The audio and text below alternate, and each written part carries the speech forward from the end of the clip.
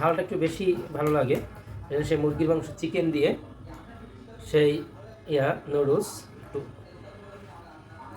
গরম, অনেক টেস্ট।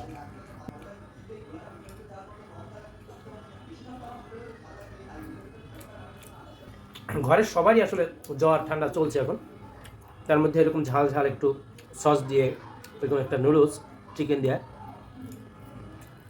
তাদের মধ্যে রুচি নেই তারা এই খাবারটা খেতে পারেন। আমার তো ভাত খাওয়ার মতো রুচি নেই, কিন্তু এটা খুব মজা লাগছে।